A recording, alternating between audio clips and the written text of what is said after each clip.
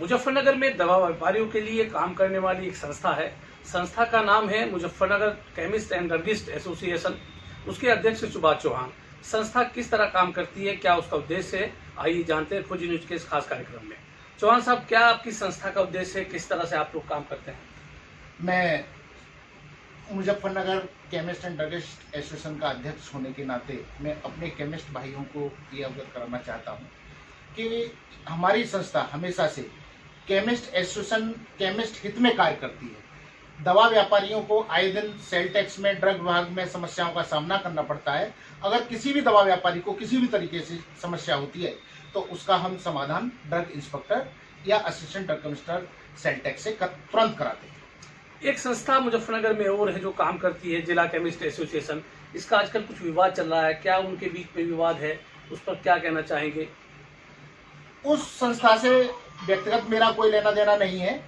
उस संस्था का विवाद ये है कि उसके दावे, एक नाम है और दो दावेदार हैं। जिला केमिस्ट एसोसिएशन के नाम से एक संस्था है, उसका एक दावा करते हैं नरेंद्र चौधरी अध्यक्ष और महामंत्री संजय गुप्ता, और दूसरा पक्ष है रविंदर सिंह और महामंत्री अनिरुद्ध अग्रवाल।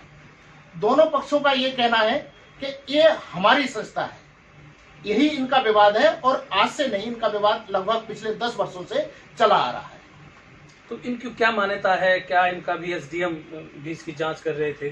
क्या इनका मामला है? अभी मेरे भी संज्ञान में आया है और मुझे भी पता चला है कि इसकी शिकायत जिलाधिकारी महोदय से की गई थी इस संस्था की, और उस संस्था में जिलाधिकारी ने जांच एसडीएम सदर को दी थी, तो उन्होंने एसडीएम सदर ने दोनों ही को फर्जी करार किया है, क्योंकि दोनों नियमावत रूप से कोई भी वहां साक्ष्य प्रूफ नहीं दे पाए। संजय गुप्ता जी ने के नाम से रजिस्ट्रेशन है, संजय गुप्ता जी ने रजिस्ट्रेशन तो दिया है, लेकिन प्रबंधन समिति का शायद उनका अप्रूवल वहां से नहीं हुआ। तो आपका संगठन किस संस्था से जुड़ा हुआ है? मेरा संगठन जो AIOCD है, उसके राष्ट्रीय उपाध्यक्ष JS सिंधे हैं और महामंत्री राजीव सिंघल हैं, और राष्ट्रीय उपाध्यक्ष जो हैं सुधीर कुमार जी हैं, और मैं उन्हीं के नेतृत्व में उत्तर प्रदेश में हमारी काम कर रही है, और उसका मैं जिलाध्यक्ष हूँ मुजफ्फरनगर में। अक्सर खबरें आती हैं कि मेडिकल स्टोर पे नशीली दवाएं बेची जाती हैं, नशे की चीज़ें बेची जाती हैं, तो पुलिस के छापे भी लगते हैं।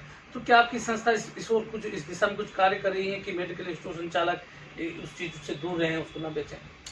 मैं तो हमेशा से नशा कारोबारियों के खिलाफ आवाज उठाता आया हूं, और कल भी DM महोदय से मैं मिला और मैंने कहा, उनकी ये थी कि यहाँ नशीली दवाओं का कारोबार हो रहा है, तो मैंने कहा है कि मुजफ्फरनगर केमिस्ट ड्रगिस्ट एसोसिएशन नशीली दवा व्यापारियों का कभी न समर्थन किया है और नहीं करेगी। इसका पुलिस को भी संज्ञान लेना चाहिए कि पुलिस अगर पकड़ती है किसी को तो उसका रिसोर्सेज कहाँ से है। मछली छोटी पकड़ी जा रही है, बड़ी नहीं पकड़ी जा रही, और हमारे व्यापारी 98% दवा व्यापारी बिल्कुल साफ सुथरा काम कर रहे हैं।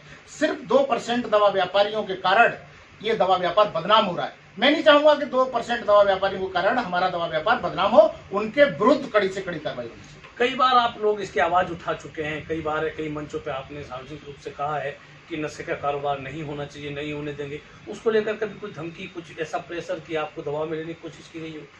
नहीं, पिछले महीने मेरे को एक धमकी मिली थी। एक सीनियर पत्रकार है ऋषिपाल जी, उनके सामने कुछ लोगों ने मुझे जान से मारने की धमकी दी थी। उन्होंने उसका मुझे एफिडेविट भी दिया था कि चौहान साहब, अभी आप युवा हैं, आपको कुछ नशा दवा कारोबारी जान से मारने की धमकी दे रहे हैं, मैं इसका आपको प्रमाण देता हूं।